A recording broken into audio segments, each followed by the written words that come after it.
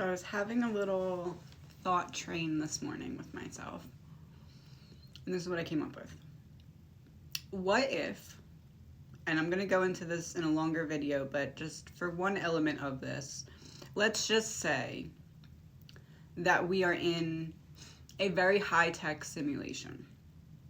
Not at all in the way that we understand what a simulation is. We have the example of a simulation so we can get the basis of understanding and take something that is a microcosm of something that actually is much bigger and begin to understand it. So it's much more high tech than what we understand a simulation to be, but kind of the same foundation or the same blueprint, so to speak. Now, what if, let's just say, there are those who have a soul, which the soul is a body of light, right? And this is very high tech, beyond this dimension type energy. In order for this ball of light to be in this dimension where there essentially is a test, you come in, you forget who you are, you have to decode the whole thing and remember who you are, and then you earn your way into eternity that's not this reality. Because in eternity, there is no evil. Evil can't exist there. So in order for us to go through a process where we're tested and tempted and have to overcome evil, we have to be somewhere where it can exist, which is not in eternity, in heaven. So we come here, and essentially we are a ball of light that is at the core of an onion, kind of, hypothetically. And our goal is to unpeel away each layer of this onion that we had to have on us so that we could exist in this lower dimensional reality.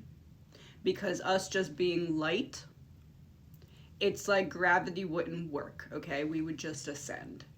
So we need to unbecome everything that we had to temporarily wear as a mask in order to be able to exist in this dimension that is essentially an obstacle course.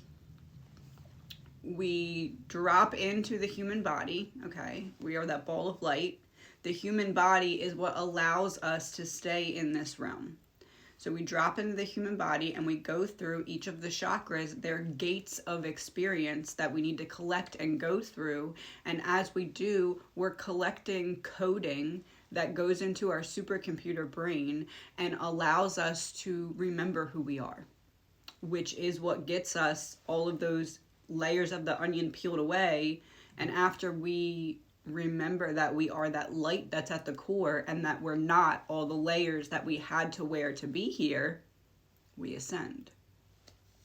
So, in order for us to defeat the darkness, each individually, because if I just do it and you watch it, that doesn't have the same impact on you that it would if you also defeated the evil in your life, the darkness in your life. Each of us have to overcome our own devil, our own darkness, our own shadows.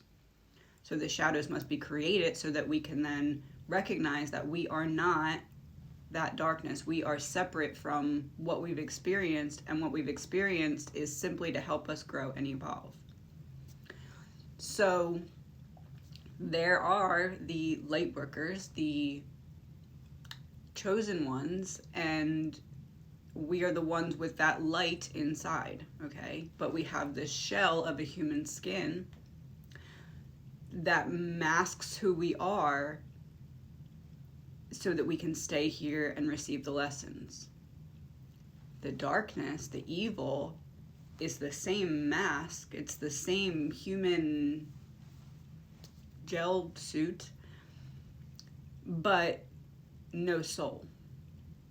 And if you think of it as our consciousness is walking through the darkness, okay? So like as above, so below. Our consciousness is being reflected into this reality. This isn't the reality. So in order for our consciousness to make its way through the maze in the darkness, those who do not have that ball of light, the soul, need to stand close to and siphon off of those who do have that light so that they can find their way from power station to power station.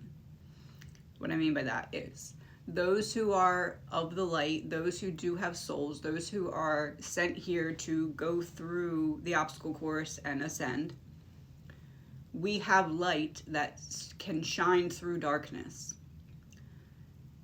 Our goal is to complete the obstacle course.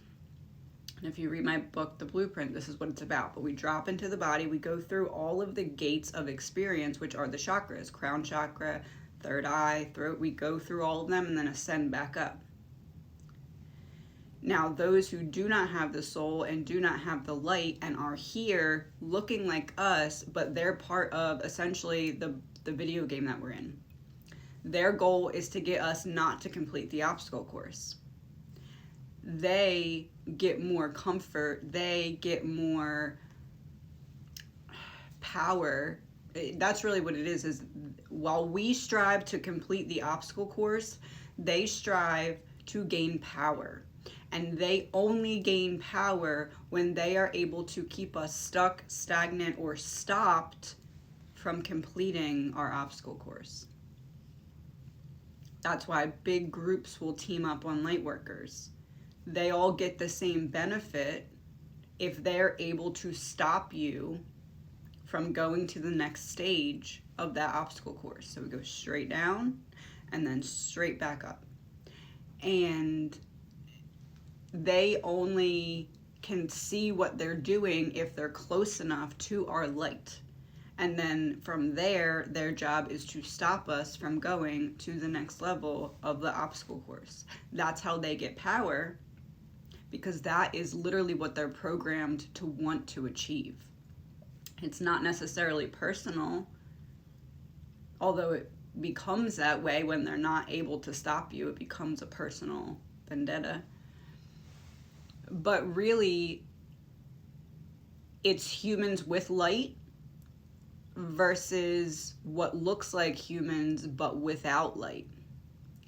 And their job is to keep as many humans who do have that light from completing their obstacle course, because once you complete your obstacle course, you ascend, and that's one less person they can siphon energy off of, siphon light off of in order to get power, because that is the only thing they are programmed to do.